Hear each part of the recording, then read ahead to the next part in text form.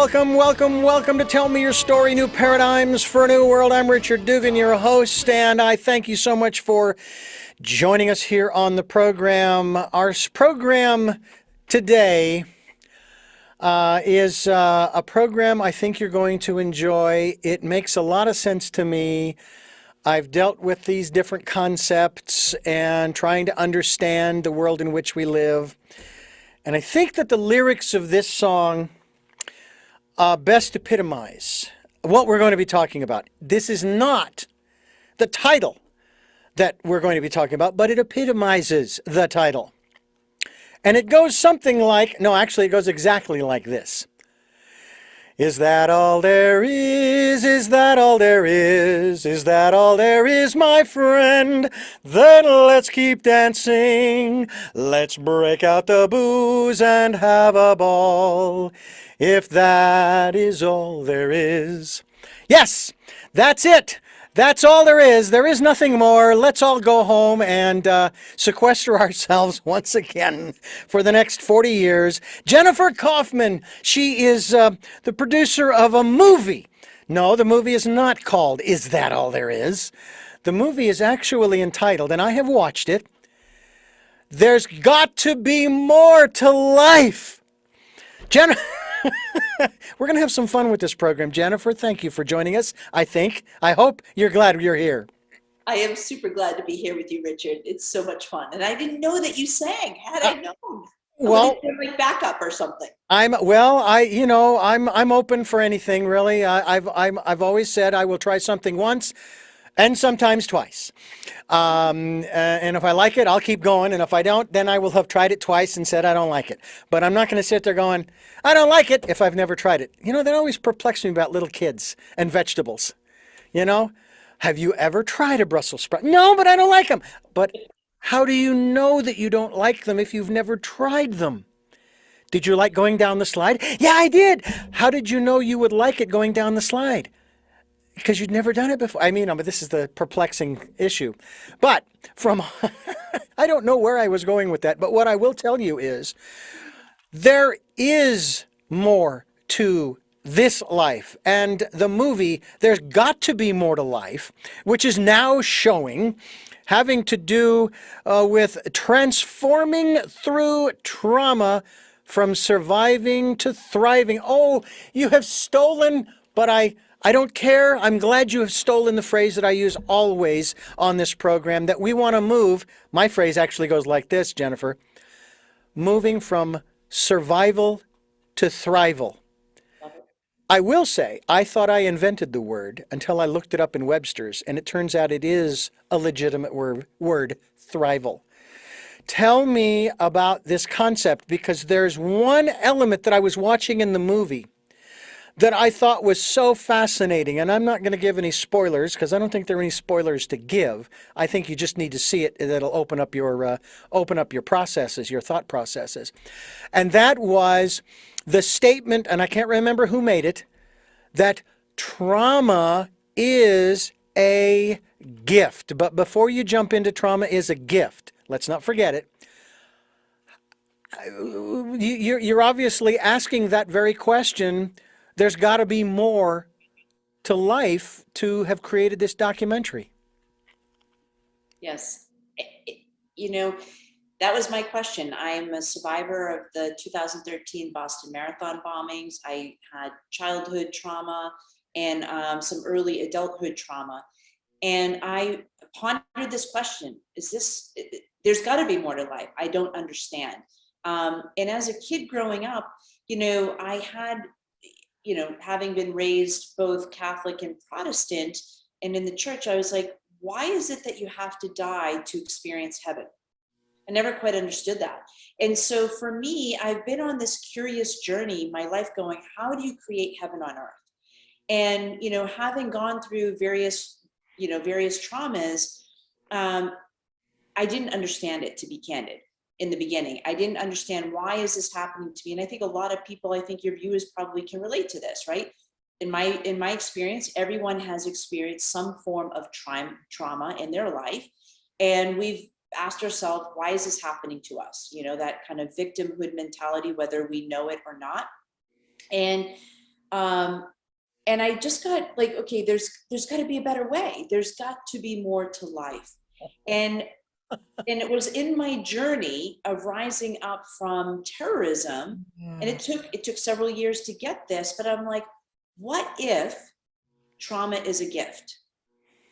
It actually empowered me at that point in time. It To be candid, one of my meditation teachers said to me about 6 months after the bombings, she said, one day you're going to see this as the greatest gift of your life. And I remember being angry. The greatest gift of your life. I'm like, this experience, terrified me and it shattered me. And it's supposed to be a gift. But there was something about what she said to me that day that just lingered. And it took a while later to realize, wait a minute here. What if this is happening for me rather than to me? What if this is here to help me grow and evolve and get me on my purpose, actually? And that's what I discovered it really did. Hmm. You have uttered the very phrases that I use on this program, almost every program, about looking for those new ways of living, because the old ways don't work. Just look around you. They are not working. And things seem like they're getting worse. But you've also brought to mind that wonderful Chinese proverb or story, whatever you want to call it. You're probably familiar with the one I'm thinking of, about the farmer and his son, and the neighbor of the farmer and his son, who comes over almost every day saying, "Hey, how are things going?" And the farmer will tell him. And at the end of the story, the farmer's neighbor will say, "Oh, that's good," or "Oh, that's bad." But the farmer's response is always, "Who's to say whether it's good or bad?" And that to me epitomizes what this person said to you about trauma being a gift. Who's to say whether that trauma is good or bad? Who's to say whether, and I would even rephrase it, although again, I understand the definition of the word trauma. Who's to say that this challenge, it's a challenge. We all have challenges in our life and we can pass judgment on them. I'm going through a challenge of my own right now in my own personal life. And I got to tell you, I'm pretty damn optimistic about it all. I have no expectations of the future, but I feel good about the future, whatever it holds, because it's different this time. It's much different, just as when they declared a pandemic and we decided in this country, let alone around the world, to shut things down. We had never done that before. Never. Not in my lifetime anyway. Yet every other time that there's been when SARS and many of these other things started to go around the world, what did we do? Nothing. They tried to come up with a vaccine. I guess they have and all of that stuff, but that was the solution. We'll come up with a vaccine, but we're not going to shut things down. And this time we said, we're going to shut things down. And people, of course, didn't like it, but it was something different. And Einstein said it. The definition of insanity is doing the same thing over and over again, expecting a different result. Guess what? We're not insane. Might be a little crazy, but we're going to do something different. And it's going to be different when we come out the other side.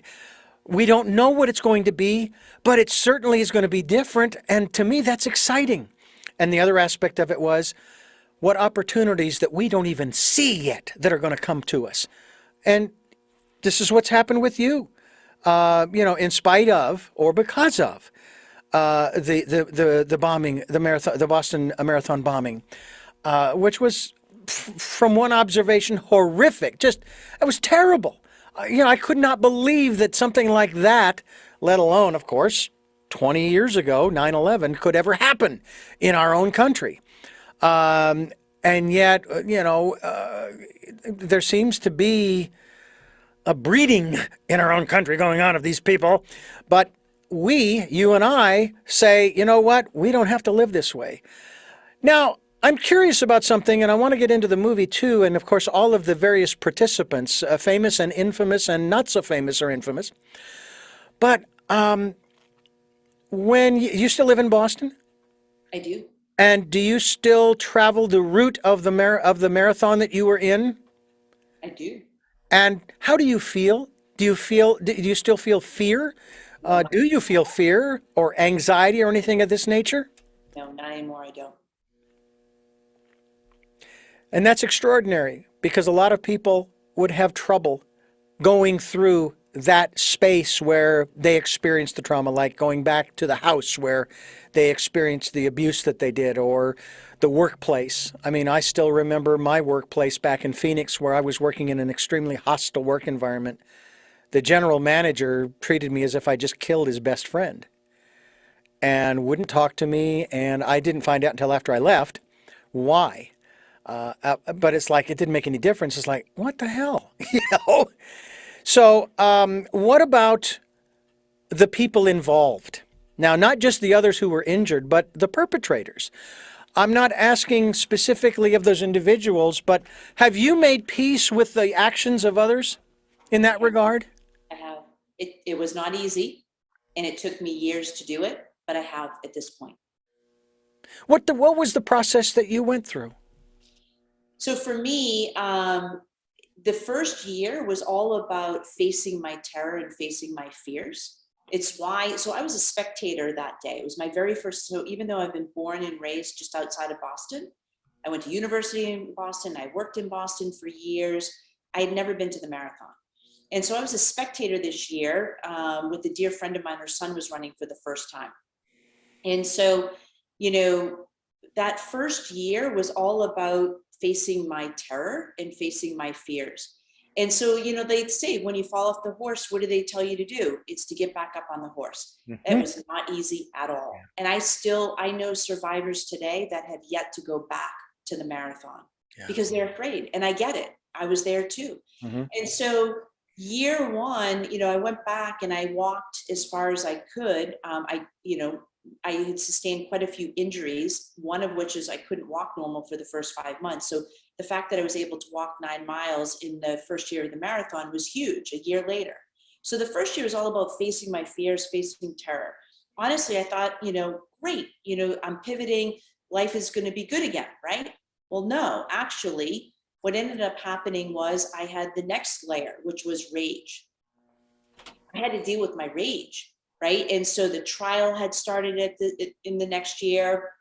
You know, I'm starting to realize the real impact it's had on my life. I mean, literally everything from financial, physical, emotional, spiritual, mental, all of it. And I remember being asked to prepare a victim impact statement. And I struggled with that, actually. It took me several months to write it. And in that process, I really got how rageful I was. I mean, it was anger exponential. And there was this one particular moment that I want to share, which is I was leaving a survivors group meeting in one of the local hospitals in Boston. Given that I'm born and raised inside of Boston, you know, we cut people off. It's normal, right? And when you're from there, you don't think anything of it. And so this particular night I was heading home and a truck cut me off. And I instantly went into road rage, instantly. And fortunately, the driver made the light. I did not. And when the light turned red and I stopped my car, I started to sob. Who is this person? And I realized in that moment that a terrorist lived inside of me. Wow. And if I acted on my rage and anger, I'd be no different than them. And that frankly horrified me. And so I went on this journey of like, I need to learn how to heal that rage and anger. The other thing that was happening at this time was I had made progress in my healing journey, but every time I had a rageful bout, I would have a setback. And I'd get more upset that I was, you know, that I would have these setbacks, right? So I was perpetuating my own rage. And I've realized I'm drinking my own poison. Wishing that it was, you know, wishing it was inflicting harm on those two young men who placed the bombs. Well, that's not how it works. And so I was like, okay, there's got to be, like Einstein said, right? Like, you know, the same thinking that got you into the situation, you've got to change your thinking. And so I had to rethink about how I was handling the situation. And I had to treat myself with compassion and recognize I was going through a really challenging time. And I had to ask myself, how would I treat someone else that was going through this? And I would basically, whatever answer I came up with, that's what I would give to myself. And so I went on this journey of like really loving myself having compassion for myself. And it was during that journey that gave me the courage, albeit it took some time, to forgive them. Now, I'll be honest, I was like, how could I ever forgive them? Life as I knew it was over because of this experience. And so for me, it was like forgiving the unforgivable. How do you do that? How do you do that? Mm. But I recognized every moment of every day that I was holding on to that, I was a prisoner to that experience. And I didn't want to spend the rest of my life imprisoned to that experience. And for me, what I found was forgiveness was my get out of jail card, if you will, right? It was my freedom.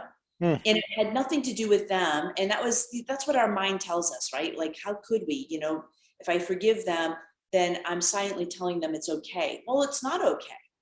But really what forgiveness does is it breaks the chains and sets us free. And when that happened, the rage that I felt inside of me began to dissolve. And I was just overwhelmed with peace. Mm. And for the very first time, Richard, I had compassion for those two young men who I hated and despised, and frankly would silently contemplate how I would take their lives. Mm. You're listening to Tell Me Your Story, New Paradigms for a New World, and we are in conversation with Jennifer Kaufman.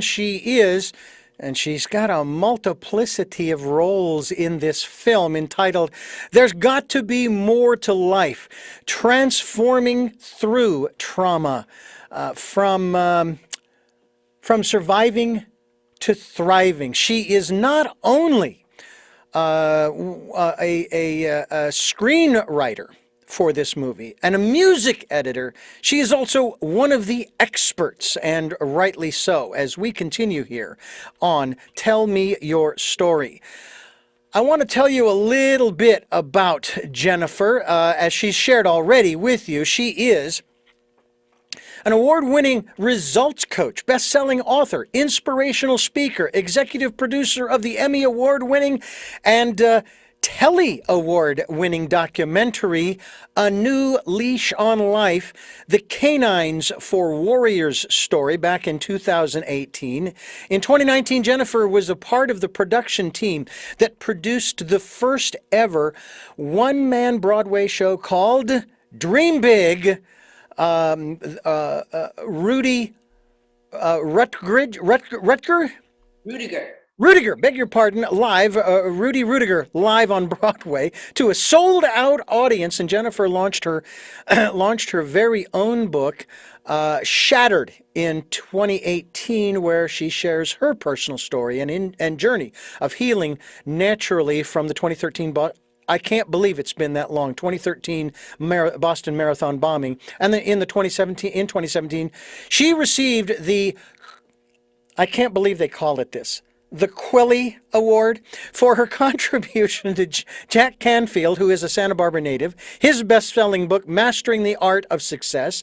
She was included in the National Academy of Experts, Writers, and Speakers in 2016. In 2011, Jennifer received the, I'm going to stop there because this just goes on, and you are very accomplished. I don't want to slight you by any means, but you have done an awful lot. And one of the questions I would like to ask you is, how you perceive yourself as an expert. And an expert in what, may I ask?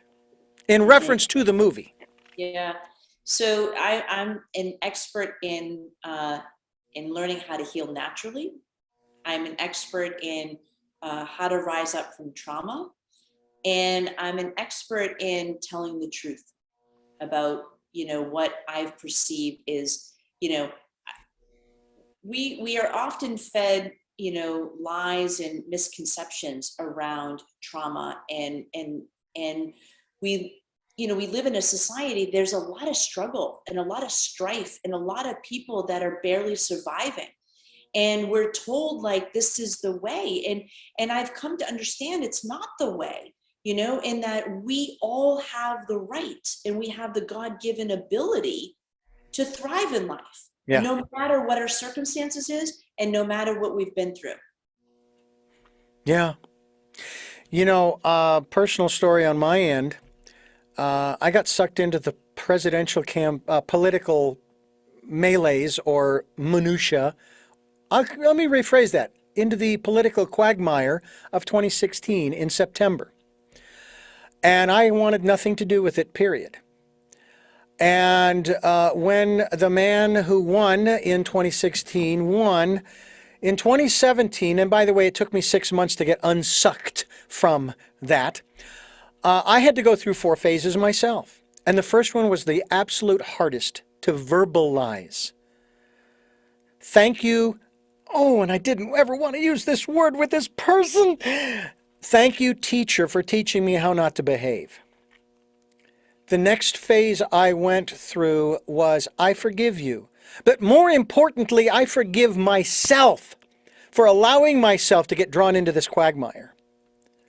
The third phase was from a strictly humanitarian perspective, acknowledging that this man deserved to be here on the planet and to live out his role. I would ask the question, what is it that you're so afraid of that makes you behave this way? Because bullies, which I was the target of in school, grade school and high school, they say they are more afraid than those being bullied. So what is it that you're afraid of that makes you behave this way? I'm not asking you to change. God, I'm not asking you to change. I want to understand so that I can put this behind me and move on with my life. And then one of my guests said there's a 4th phase. And this has to come from the heart. And those 3 words, and I don't know whether you've come to that place with these 2 individuals, but I actually have had and have said this. And in spite of everything, I'm able to say to this person, this gentleman, as a human being to human being, I love you. I love you. I have gotten to that stage, and I view those 2 young men as my soul brothers. I know that sometimes they say, have you had a chance to visit with them, to meet them, to say hello, to confront them, to, in terms of bringing closure? Is that something that you feel is necessary in your life? So one of them has passed away in the pursuit of capturing them. He died in that pursuit. So there's only one surviving that is imprisoned now, and I have attempted to meet with him, but that is not an option at this time. And I would, if given the option, I would sit before him.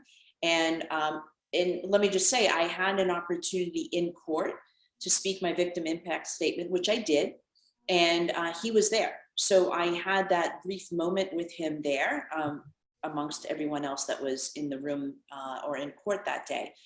But I have attempted to go see him in prison. That just hasn't been afforded to me at this time, but I would. Jennifer Kaufman's my guest. I'm Richard Dugan. This is Tell Me Your Story. New paradigms for a new world, giving you choices and knowledge of those choices to help make your dreams come true. And we are here Sundays at 7 a.m. and 7 p.m., Monday mornings at 1 a.m., Wednesdays at 9 a.m. with our special edition of Tell Me Your Story, streaming live at those times at richarddugan.com. I'll give you the podcast and videocast information in just a few moments. Tell me about, you have a lot of people involved in this picture, in this documentary, and it's a wonderful, not only cast that participates, but also the folks behind the scenes, including yourself, although you're not just behind the scenes, you're in front of the camera as well. How did you go about the process of picking those people, choosing and selecting those individuals who would actually be, shall we say, interviewed for the beautiful, beautiful documentary? They are actually mentors of mine, some of whom I work very closely with in learning how to heal naturally. Eileen McCusick is actually, one of my practitioners who I did, biofield tuning sessions with. Christy Whitman and Christina Hill have been mentors of mine for the last year and a half. So these are men and women that have played a role in my life in either direct helping me heal naturally and in teaching me things about how to do that, or they have been I've been inspired by their work. For example, Dr. Bruce Lipton, I've been inspired by his work, and what he talks about, the biology of belief. And so I wanted to ask him, tell us more about this biology of belief and how we can shift our beliefs. And when we do so, we literally can create heaven on earth. And he talks about that in the film. And so we also wanted to take a scientific approach. We really want to bridge the gap between science and spirituality, right? And start to get people to understand there is a better way. I want to ask you about that. And it's sort of a loaded question, but I'm gonna I'm gonna ask it anyway. What is the better way? Whatever serves you best. Ooh. Right? So that's the key. What I talk about in the film is my journey, and that's what happened to work for me. In no way am I saying it's a prescription for how other people should live their life. Here's the point. The point of why I was so drawn to put this film together was to literally inspire, encourage, and empower people to go find for themselves what works for them. Too many times, Richard, I know people in the survivor community who have, they're doing different things, but they're not seeing, positive results. In some cases, they've made marginal improvement, if any. In some cases, they've had setbacks. And it's like, why is that? Well, if that's not working for you, try something else. Go seek something else. So this is to open people's eyes and, and hopefully, increase their awareness of there are other alternatives out there. From a structural or infrastructural standpoint, how many hours of video did the editors have to go through, and how long is this particular film? I realize that's not a real relevant aspect, but I know as an audio editor and now as a video editor myself with YouTube, my YouTube channel, Tell Me Your Story, where people can watch these particular videos. Sometimes you gotta go in and you gotta clean stuff up. For the most part, I keep things pretty raw from that standpoint, trimming the front and the back ends, but for the most part. But sometimes, and it used to be that when they were using literal film, actual film, there was a lot left on the cutting room floor. In this case, it's just deleting digits, zeros and ones. But I'm curious as to how many hours you ended with, and then how long the film ended up being anyway, because that ain't an easy process. It is not. So we've been blessed. Honestly, we have over 60 hours of footage. That was not planned. It just happened. Some of these interviews were so rich and so, they were scheduled for 30 minutes, ended up being 60 to 90 minutes because the conversation was so rich. So what we're doing is we're creating a series, actually. So this is the first of a series. Yeah. And we wanted this to be the foundational aspect of it. And some of the other concepts that we'll go into in the next film is more advanced and deeper. So, so right now the film is, just over 90 minutes long. It's, about an hour and 40 minutes long. And that was not an easy process. In fact, when we went through the first round of editing, we got the film to a 4-hour segment. And we're like, wow. 4 hours, obviously, who wants to watch that, right? Yeah. And so it has been, this, labor of love to get it to where it is. And as we got more refined, it was challenging. In fact, we're still refining. What you've seen is the director's cut. We felt strongly about releasing. Our target all along was to release on Veterans Day, November 11th, for various reasons. And we did that. It was not in the state we wanted it to be in for its final state. But, for those who have already purchased the film, they're going to get a free copy of the next final cut when we release it here in the next week. So, but we're excited about it. We're excited about the messages, because there's so much rich content in here that we feel strongly. And what's fascinating is each of these, folks that speak about their trauma, because they've all had trauma too. We had, one woman who lost her child.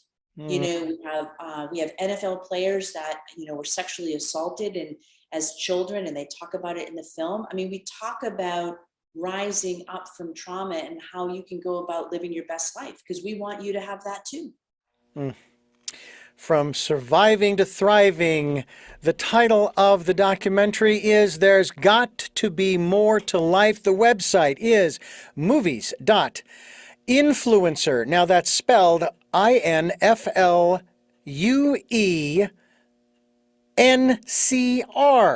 I know it's not spelled correctly, but it's not supposed to be. That's the website, .me. And we will be linked to that website. So if you are interested in watching this movie, and I hope you are, I really do, this isn't about trying to make a bunch of money for these folks. It's about opening your eyes to how we can transform through trauma from surviving to thriving. And it's one of the biggest, I will call it, slogans that or phrases that we use here on this program. We want to move out of this survival mode. I've had enough. I'm 61 years old. I'm a young man, and I've had enough surviving. It's time for us to thrive. And I got to tell you that I still remember this back in 2000 during the campaign, the presidential campaign back then. Al Gore was running, and I remember watching a speech of his.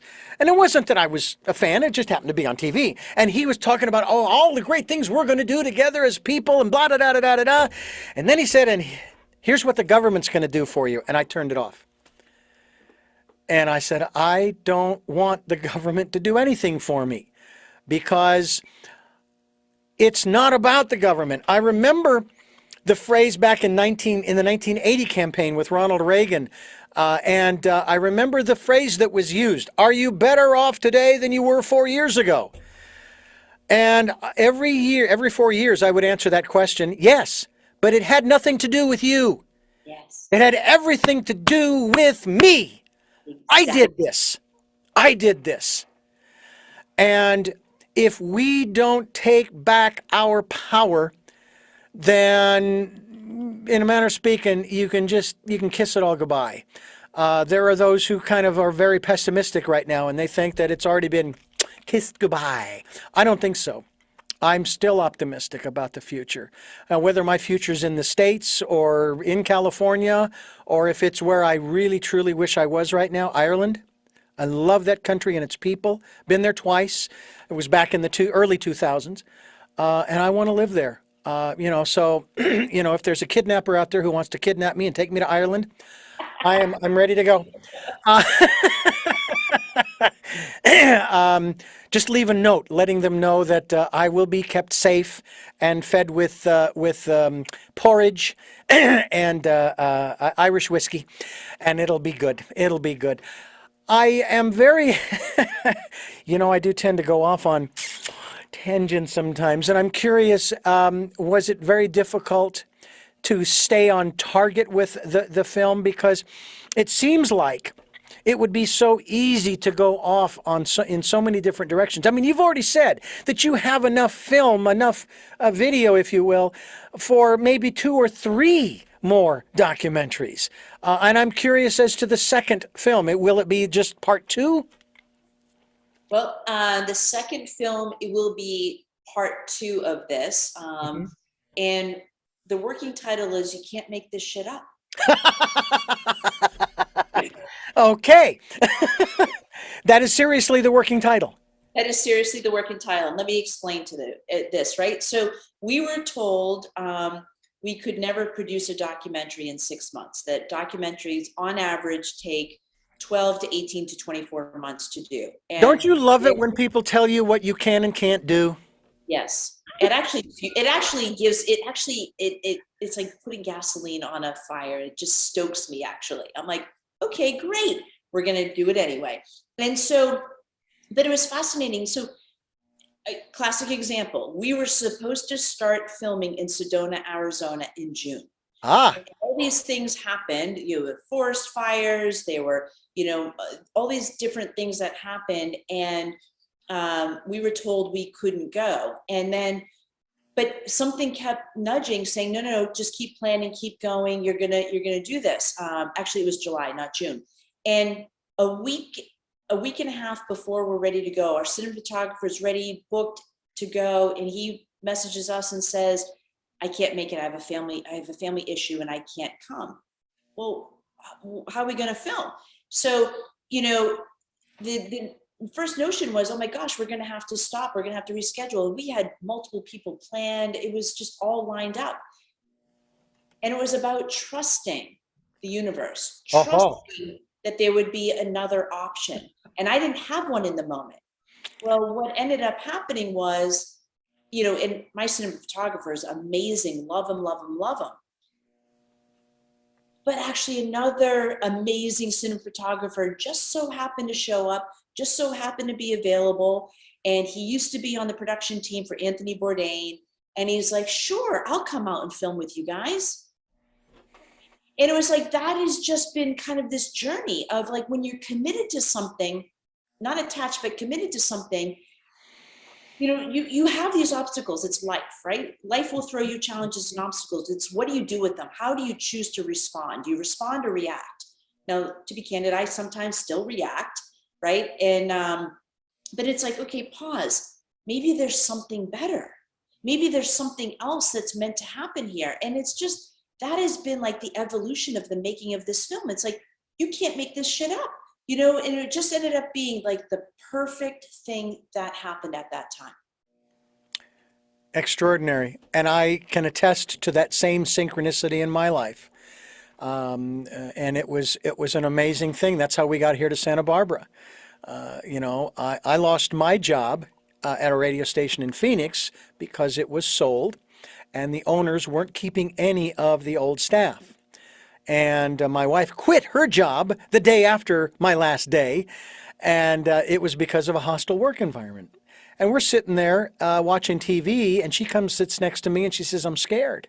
She says, I feel like we're on the edge of a precipice. Well, another definition would be of a cliff. And I have always been taught through every book I've read, every interview that I've done with people, every workshop and personal growth program I've been through, the one message that came through to me was this. When you come to the edge of a cliff, a la Thelma and Louise, you jump and you trust. And that's what we did. And I try to remind myself of that as certain challenges come up in my life. The universe has got my back. I just have to trust. I have to jump and I have to trust. And then sometimes I have to do things that the universe is asking me to do that seem contrary to my plans. To my plans. I can't, no, that's kind of, I don't want to do that because that creates, and then I go ahead and say, all right, okay, I'll acquiesce and I'll do it. And it turns out that if I hadn't done it, things would have been a whole lot worse. And so I think what you're talking about is so important, this whole aspect of synchronicity. Now, here's an interesting question for you. Was the Boston Marathon, was again 2013, was that your first Boston Marathon? Yes. And what was it that made you want to run in that marathon specifically? Oh, I wasn't running. I was a spectator. Oh, I beg your pardon. I apologize. So you had never been to one. This was your first one watching. Yes. And why did you want to go to the Boston Marathon and watch it? To be honest with you, I didn't. I was helping a friend. A dear friend of mine's son was running for the first time, and she doesn't know her way around the city. So she's like, hey, will you come with me? Because I know you can help me get to the finish line and we can see, her son. And I said, sure. I was doing it for a friend. Mm-hmm. Richard, my idea of running is behind a white ball, a soccer ball, softball, volleyball. Right? Long distance running is not in my vocabulary, or so Mine I. either. Mine either. So I had no desire. And, I grew up playing team sports, and but now I have such an appreciation Yeah. for what those people, train for and run for. And I will tell you, here's the thing. I went there for a friend. But when we decided to make a day of it, and we went a mile from the start line.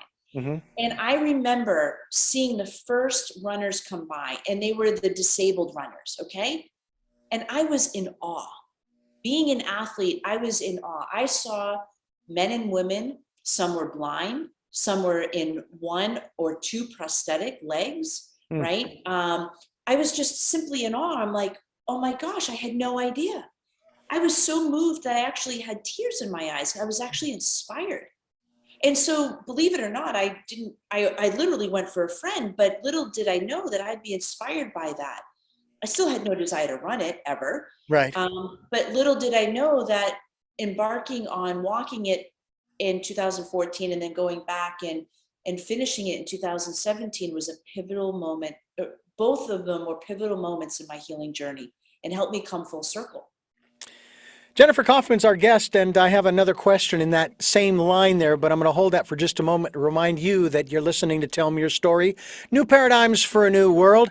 I'm Richard Dugan, your host, and you can hear these podcasts on SoundCloud, iTunes, TuneIn Radio, Spotify, Stitcher, Player FM, iHeartRadio, Amazon Music, and a bunch of other places on the internet where you can listen to them, but you can watch them too. We have a YouTube channel. It's called Tell Me Your Story.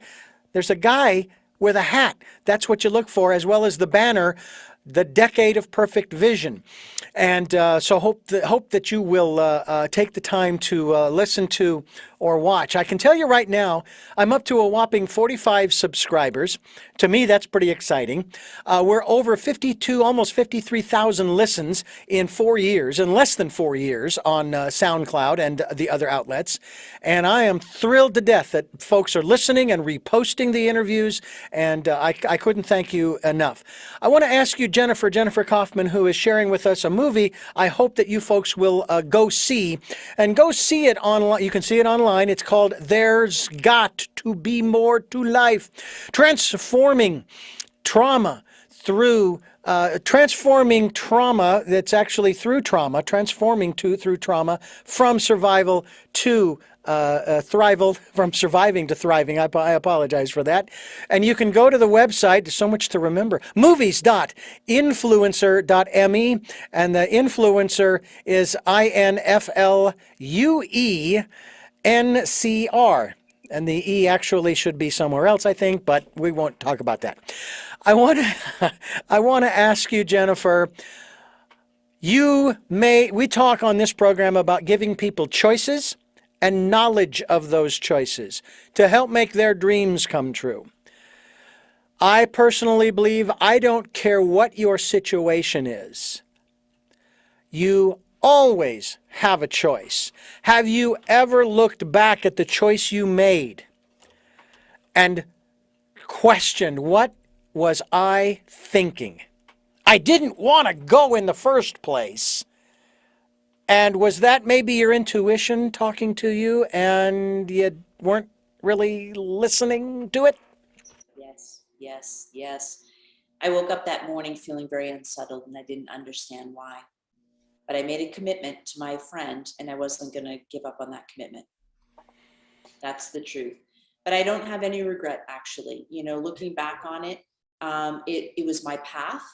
It was the experience I was meant to go through and live through, and frankly got me to where I am today. Now, I'll say, Richard, if you would say to me that I would, be 15 feet from the first of two explosions, live through that, and actually rise up from that horrific experience, and it was horrific, and then go on, do not just one, but two marathons, albeit the first one I didn't finish because I didn't have the strength to do that. And then where it led me next, I honestly, pitch me now, like I got an opportunity to be in Jack Canfield's book, Mastering the Art of Success, and sharing my insights and wisdom of how I rose up from trauma. I've been, producer of 2 Emmy award-winning Mission for Good films that help veterans and help veteran causes and nonprofit organizations, right? My life has meaning, it has purpose. And for the first time in my life, I feel fulfilled. Now, here's the thing. I have a lot of accolades. I have a lot of success. And one of the things I want your listeners to understand is that, yes, I had childhood trauma and young adulthood trauma. And I was running from myself. I was running from my trauma, running from myself, trying to escape it, candidly. right? And so I would have all these ambitious goals, and some of them I achieved, some of them I didn't yet, right? And when I would reach those goals, I would have momentary, happiness, momentary, like, but it never lasted. And I'm like, I don't understand why. Because I wasn't fulfilled. I hadn't dealt with my past trauma, and actually worked through it and get to a place where I was, I was okay with me, all of me. Yeah. Yeah. That's an interesting observation. I had a guest on this program who was diagnosed with a form of cancer, stomach cancer, and he had the stomach removed and all this stuff. And I recently, in July, late July of this year, of 2021, I was taken to the emergency room and I had an emergency gallbladderectomy, if you will. I had a golf ball sized gallstone and a very infected gallbladder. I learned that the metaphor, if you will, of the gallbladder is anger. It has to do with anger issues. Yes, physiologically, it's the organ that produces the bile that helps to process the food, but that has angers. And I have to tell you, after that surgery, every time I would, and I'll just use the metaphor of spilling milk. Every time I would spill milk, the previous reaction would be, oh no, now I spill milk and it's, and I laugh. Okay? It's an instant, and then it's laughter. This gentleman, I asked, what's the metaphor for your stomach cancer? And he had never thought of it before. So I ask you, what is the metaphor for the experience of being in the Boston Marathon bombing for you? Because it seems to me like, and I don't want to be flippant. It blew me open. Go ahead. It blew me open, right? So here's the thing, right? I lived my life behind a facade and behind invisible walls because I didn't want people to know that at age 11 I was sexually assaulted, right? I had a lot of shame and a lot of, guilt around that, even though I was a kid, right? I didn't ask for that. It just happened. And I had all these things and I didn't know how to deal with it. Now, the people that did that to me threatened my life and threatened my family's life. So in that moment, I had to become my very best, actress. I couldn't let my family or anyone know about that. So I carried that secret for 20 years. Mm. And then when my dad died suddenly, when I was 30 years old, completely 3 days after Christmas, we had just reconciled after 10 years of not speaking together. It was 2.5 months after 9/11 happened, right? And all of a sudden he dies out of nowhere. And it was in the grieving process of my dad that all of these other traumas were actually coming up, and I was having flashbacks, and I thought I was going crazy, Richard, right? And I had to work through all of that. So to answer your question, this experience blew me open. And I like to use the, I think it's called kintsugi. It's in the Japanese culture, when something of value breaks, they actually, put it back together with liquid gold. It becomes more valuable. And so I started to recognize that for me, although the bombings had me feel shattered and broken, I then had the opportunity to put the best pieces of myself back together again and just be my authentic self. I didn't have to hide from, these other traumas that happened in my life. I didn't have to hide behind them. I actually can just own them and speak about them. They don't have the charge that they do anymore. So for me, it was like, it helped me become myself. I will tell you that from a very early age in this business, and I've been in it for over 40 years, I worked for 15 years for a Christian radio station. This is sort of where I developed this philosophy and why I share my own personal story throughout many of these programs, to which an individual who has been following me for 40 years could write an unauthorized autobiography. Okay? And that's okay, because this is the philosophy. God already knows everything about me, being omnipotent, omniscient, omnipresent, all right, as I perceive. What difference does it make if 8 billion other people know and most of them don't care? They're too busy surviving to care about little old me. It's almost like what someone told me some years ago when I moved to California and I was upset over the stupidity of people driving. And they would say, Richard, they did not wake up this morning saying, let's get Richard. It's nothing personal. And I have to tell you, I was both gratified and I was hurt. Gratified that it wasn't personal, hurt because they didn't care enough about me to make it personal. And I say that tongue in cheek. And it's like, when I'm gone, what difference is it going to make anyway? But I'm not going to be gone for another 40 plus years. I hope to keep doing this with people like you for the next 40. God, if the good Lord allows 56, I don't care how. I'm hoping to surpass Larry King. I wish I'd had a chance to interview that man before he left this earth. Or as Bernie Siegel chastised me when I was talking about his wife who had died, I would say, when your wife transitioned, what do you mean transitioned? She didn't transition, she died. What's the problem? Why can't you use the word die? And I loved that. I say, okay, I will use die from now on. So I love that, man. He's been on this program many times. But it's one of those things that is so fascinating to me because we're so worried about our privacy. And I get it, okay? For those people who are concerned, I get that. But when you're gone, what difference is it going to make? And besides, I personally believe what comes around goes around. Karma. For every action, there's an equal and opposite reaction. And when somebody plays that kind of a game with you or your information or what have you, hey, then what you do is you have them declare you dead, you take on a new name by the court, and you come alive again, and you start over. There's ways of doing this, folks.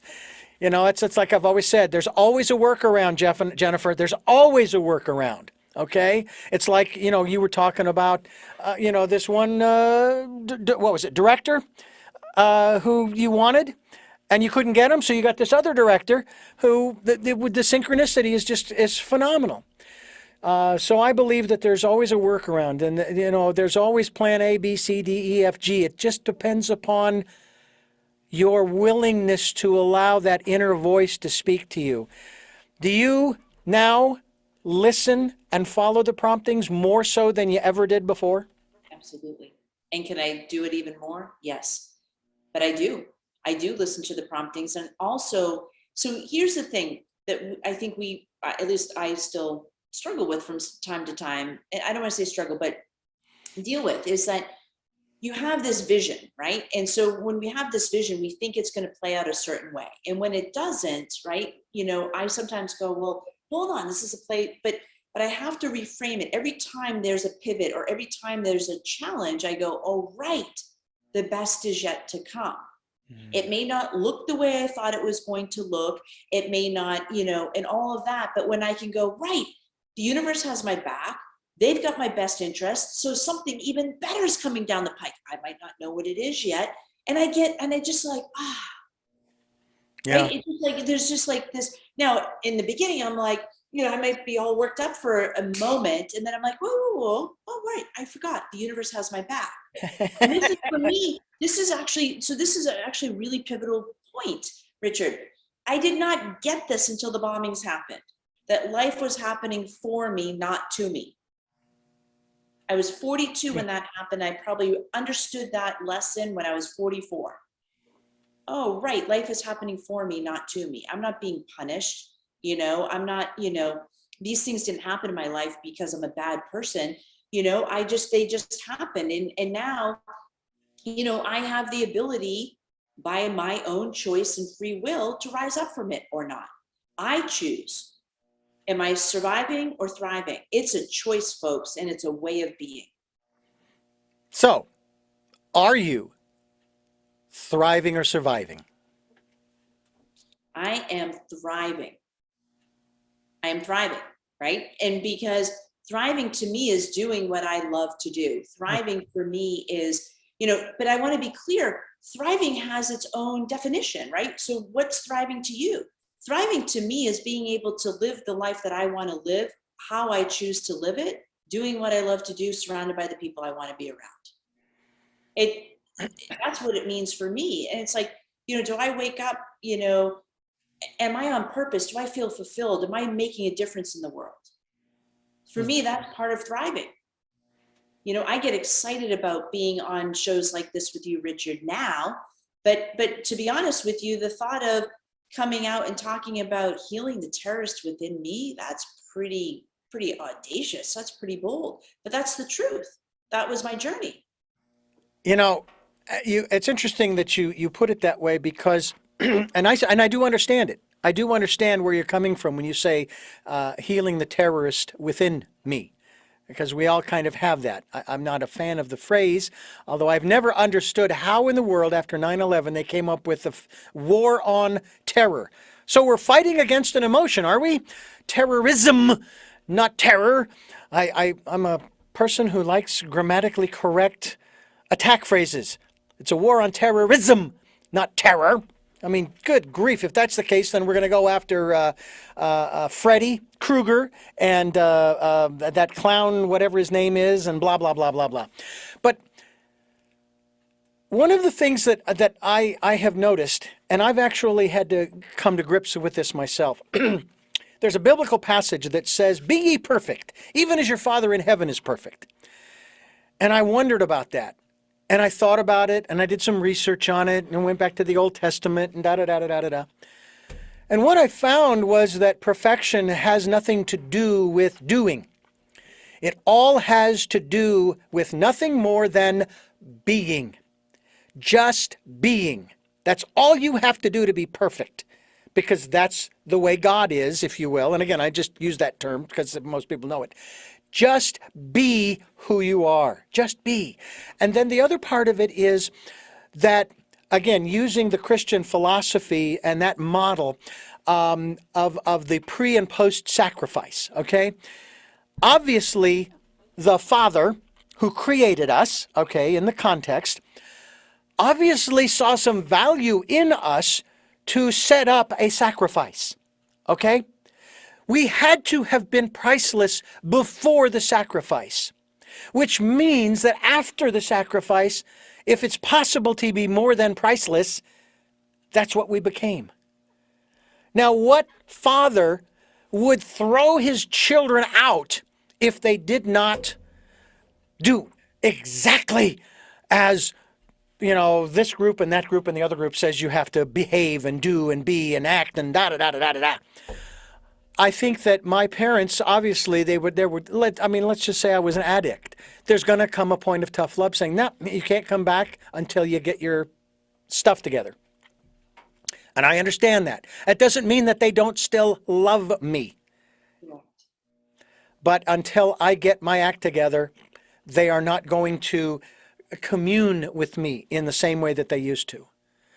And that's one of the things that has always thrown me about this whole, I call it a dichotomy within religion, within specifically the Christian philosophy, as I like to call them philosophies, is, either you're with the in crowd or you're not. And I always thought that the church in particular was for the sinner, not the saint. And yet, in the 80s and early 90s, with all of the televangelistic crap that was going on, and boy, I sadly remember it. It's like it's one of those things, once you've seen it, you can't unsee it.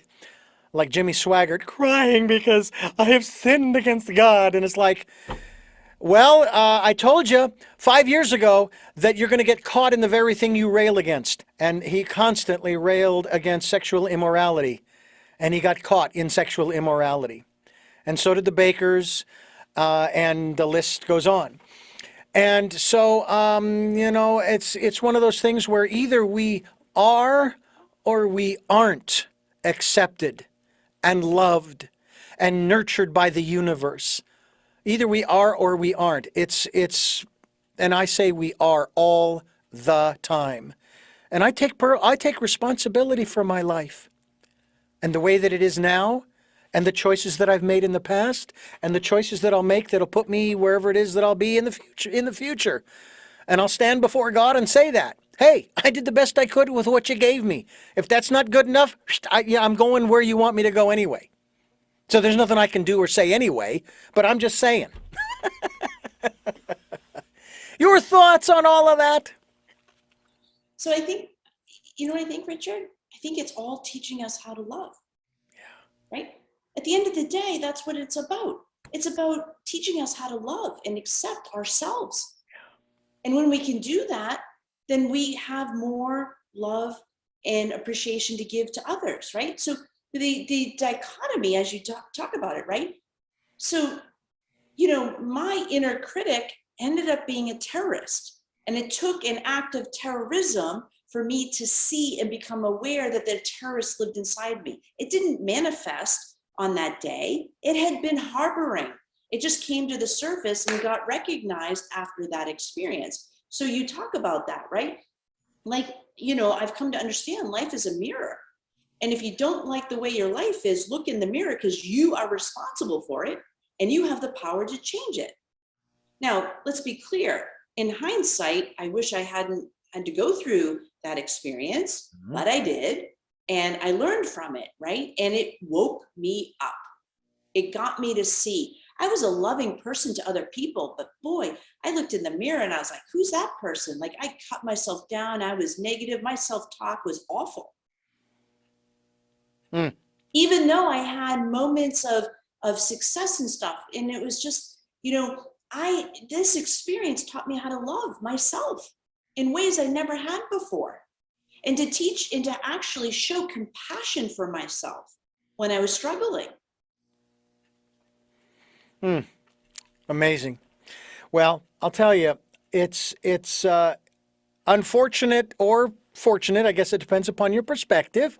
Who's to say whether it's good or bad that we go through some of those challenges? But the reality is that we have. And I think one of the other lessons too in this process that you are describing is not having regrets. What a waste of time and energy to regret, because it's like, okay, I've got this tapestry and it's my life. And there are all these little threads and I'm going to pull those out of there because I want to get rid of them. I mean, guys, that's what they usually do. Oh, there's a loose thread. I'll just pull that out of there. I'll yank that out of there. And now the shirt isn't as nice as it was. Now the tapestry isn't as nice as it was, and it isn't what it was before I pulled on that thread. So I kind of put it this way. Okay, let me see if I can figure out. I'll go to the YouTube and I'll see about how to cross stitch stuff so that I can re-stitch that loose thread in there. Maybe I can't. Maybe I'll just tuck it in so at least it's a little neater. And then I'll move on because I can't change the past. And that past, all of it, makes me who I am today. Absolutely. And if I pull that thread, then I'm not the person that it's kind of like some of those time machine movies and programs where a person wants to go back and correct this, that, or the other thing. And then they go back to their present and everything is different. And then they wonder why. Oh, now we got to go back again and I got to put things back the way they were. But now it's too late because you've already disturbed the tapestry. You've already changed the threads. And, it's like you going into that movie and it's kind of, here, let's put this piece that we cut out. Let's put that in place of this piece here. And now the movie isn't what it was. And it doesn't have the impact that it once had. And that's why we need to, so to speak, leave the movie of our lives alone. Don't try to edit it. We can change our perception. And that actually, I think, sort of explains your process. You changed your perception not only of the event, but also of yourself. Absolutely. And I had to rise up from this good or bad. It's not good. It just is. Right? Like, it just is. When we get into that place of good or bad, we're actually creating judgment. And then that judgment creates separation, right? And then that just like takes us down this path of struggle. And it's just like accepting what is. We don't have to like it, to be clear, but just accepting what is. When we accept what is, we can shift and we can actually pivot and go, okay, now what? Right? We actually have power when we do that. But if I judge a situation as good or bad, right? Well, then that actually shifts things, right? It just is. Yeah. Yeah. Jennifer Kaufman is my guest. I'm Richard Dugan. This is Tell Me Your Story. We are giving you choices and knowledge of those choices to help make your dreams come true here on the program, where we're looking for those new ways of living. And we hope that you are along for not just the ride, but for the transformation that is taking place. It is happening as we speak. You may not feel it fully, but I can tell you that I do feel it. I feel it in many different areas of my life. I will also give you one quick example here of listening to my still small voice. I refer to my still small voice as my friend. And I was walking back to the radio station. I had just gone to Starbucks, yes, and I got my nice iced latte that I love so much, special recipe that I created. And I come to the corner of the intersection where the station is, and there's a pawn shop. There's a convenience store on one corner. There's a pawn shop on another. There's another building on the other, and da da da da da. And I've been looking for a computer to be able to do audio and video editing on. I have been looking for months and months, maybe years, several years. The computer that I currently have, a desktop computer, is a Windows XP circa 2006. Yes, exactly. Fall off of your chair and get back up again. I need something. I need something that's better, especially because the video editing software is not compatible with Windows XP. So I'm standing there with my latte and I'm getting ready to go back to the radio station and go inside, go inside, go inside, go inside, go inside. And I'm not ignoring it. I'm just thinking, well, going back to the radio station, but I got time. I don't have to be back till 2 and it's 12:30. Okay, I got time. So I turn around, I put my mask on, and I go in. And I start looking at the laptops they have out on display. So I finally go up to one of the people behind the counter and I say, are these the only laptops you have? Any others with wide screens? And he said, well, no. I think we have a Dell back here. And it looks fairly new. I mean, it's got a terabyte of hard drive. It's Windows 10. It's a touch screen. I was amazed. I got my computer. And $300, but we're doing Black Friday right now. And so we're knocking 25% off. $75 off. $225 plus tax, $244. Not bad. I got my computer, which what I love about it is that I can hook it up to my larger screen monitor at home so that I have a better view. And I can also hook up a wireless mouse and keyboard. So actually the laptop is more of an interface than anything else, okay? But whammo, there you go. And I was looking and looking and looking, and I waited and I was patient. You know, I wasn't in a big hurry, even though I really was in a hurry, but there's the universe helping to provide that. And it has some other accoutrement on it for doing videos like this, has a built-in camera and all of that good stuff. And now all I have to do is go through the process of installing the software that I need, and away we go. So I listened and I followed the promptings. I wrote this, I was in a personal growth program that was an outgrowth of EST from the 70s, and this was in the 80s. It's called LifeSpring. And in one of the programs, they wanted us to take this big, wide, long piece of white construction paper and a Sharpie and write down a statement. And my statement was, in cursive at first, I will listen to, and then under that, I wrote in block letters, and follow the promptings of my friend. And I still have that. And I encourage everybody to do the same, because it's part of one of the campaigns that we promote here on the program, Jennifer. People getting involved in the decade of perfect vision, the 2020s, where we encourage people to go within, where there is perfect vision, and listen to that still small voice and just be quiet and calm and relax and listen to the inspiration and the encouragement and the education, the wisdom for them. Do you spend much time doing that? Oh, I do it every day. Every day I do it.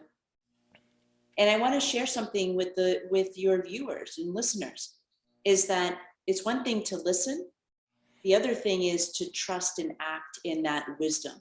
So I want to share a couple of things with you, because when I was in the hospital in the ER, right, the doctors and nurses wanted to admit me.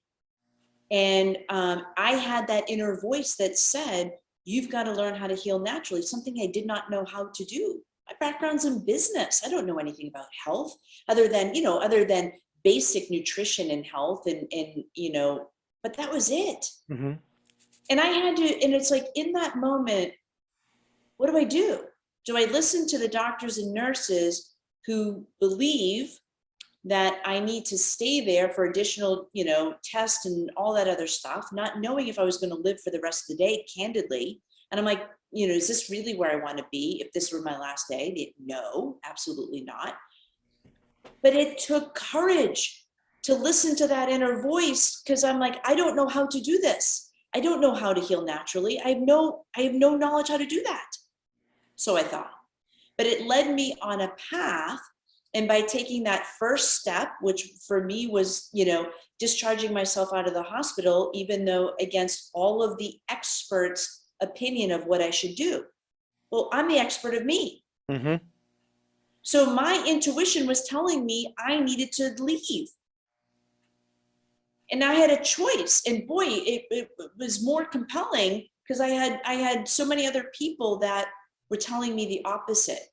So it's having the trust and the courage to listen to your own inner voice, people.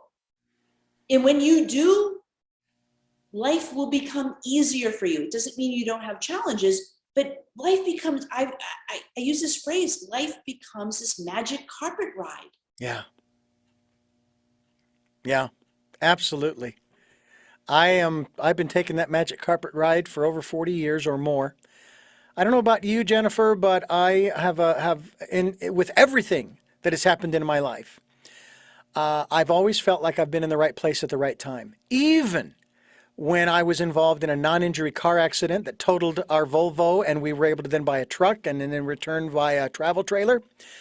Even when I totaled a Toyota van I was driving and thought I was going to die, and it was just me, and I did some swerving, da da da da. Even when I went through my first divorce, even when I got bullied in school, even when I got harassed and was working in a hostile work environment at that one radio station,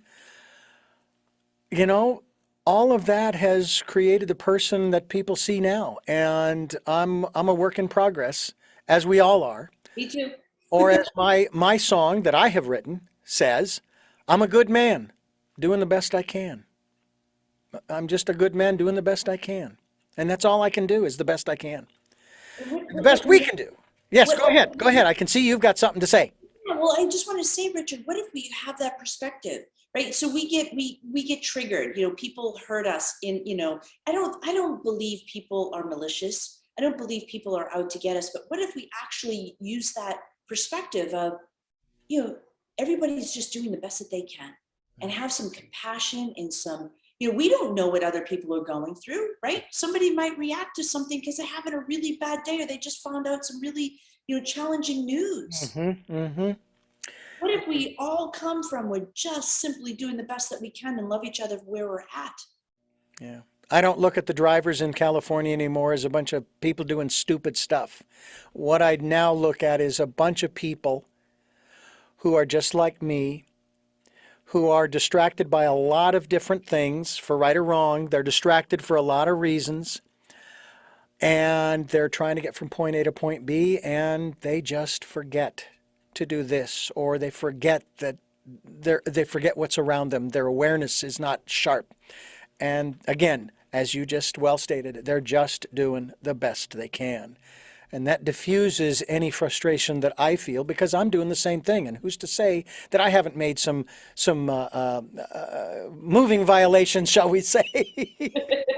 None of us is perfect in that regard, but we're all, again, we don't want to get into accidents, but guess what? It happens. It happens. And what we do is we pick up and we get back on that horse, as you mentioned earlier. We just get back up on that horse. This is Tell Me Your Story, New Paradigms for a New World. I'm Richard Dugan, your host, and my guest is Jennifer Kaufman, and she is executive. Well, what is it now? You're an expert. You are the screenwriter. You're also part of the music editing team of the film, the documentary. Oh, there's got to be more to life. Transforming through trauma from surviving to thriving. It's now available on movie.influencer.me. We will be linked, so you don't have to spell it. We'll be linked to the website so that you will be able to go there and purchase a ticket, as it were, and you can watch that movie. I think it'll be inspiring for you. Jennifer, we have run out of time here, but I have 3 final questions that I love to ask my guests. You may have addressed them during the program, but I like to ask them directly. But I want to thank you for giving us so much time, and I hope that you will come back again to talk about part 2 of There's Got to Be More to Life, as well as other projects that you're working on along these same lines for our program, Tell Me Your Story, New Paradigms for a New World. Thank you so much. Thank you, and it would be an honor and a privilege to come back and play with you again. Next time I'll get my vocals ready to do backup singing though in the beginning. Oh, perfect. I would love to do a duet. I think that would be a lot of fun. I also, we'll pick a different song though, because there is more to this life, and we're finding it, and we are thriving in the very best way that we know how. And we hope that you folks are too by listening to this program on Sundays at 7 a.m. and 7 p.m., Monday mornings at 1 a.m., as well as 9 a.m. on Wednesday mornings. That's our special edition of Tell Me Your Story. We also hope that you will listen at those times on the stream at richarddugan.com. The podcasts are on SoundCloud, iTunes, TuneIn Radio, Spotify, iHeart, Amazon Music, and many other locations on the internet. And I hope that you will take a listen. But you can also watch these programs on YouTube, the YouTube channel Tell Me Your Story and Richard Dugan. Look for the guy with the hat, okay? I'm going to buy a new one here shortly that is a little nicer looking. But nonetheless, I'll still be wearing the hat. And we also hope that if you can support the work that we're doing here financially, we would greatly appreciate that. We have a PayPal account. It is for your security as well as ours. And when you go there to donate to what we're doing here, any amount is greatly appreciated. They're going to ask you for an email address, where to send it. Richard@richarddugan.com. That's simple. Richard@richarddugan.com. And then please participate in the Decade of the Perfect Vision 2020s. And spend time in that quiet, still, quiet, calm, peaceful place, listening to that still small voice, which is your intuition, your higher self, the divine self, whatever you want to call it. It will never, ever put you in harm's way, but it may challenge you, as it has me, and it's worth it. I guarantee, as Jennifer has said, it's going to make your life a miracle. You're going to have a blast on that magic carpet ride. With all of that being said, Jennifer, the first of the 3 final questions on this program anyway. Who is Jennifer Kaufman? Who is Jennifer Kaufman? I'm somebody who inspires impossible transformation. What is it that you hope to or want to achieve through the work that you are doing now? I want to help humanity rise up from adversity and trauma in life and empower them to see that they can thrive no matter what. And finally, what is your life's purpose? To teach what I've learned from my experiences and to help more people rise up and thrive in the world. And once again, we are so glad that you are healed from your experiences of 8 years ago, and hope that you never have an experience like that, but also knowing how to work through those kinds of challenges in your life, as you have shared with us on how we can do the same. And again, thank you so much. Thank you. And I thank you for listening to and watching Tell Me Your Story, New Paradigms for a New World, as we are giving you choices and knowledge of those choices to help make your dreams come true. Until our next broadcast, podcast, videocast, love,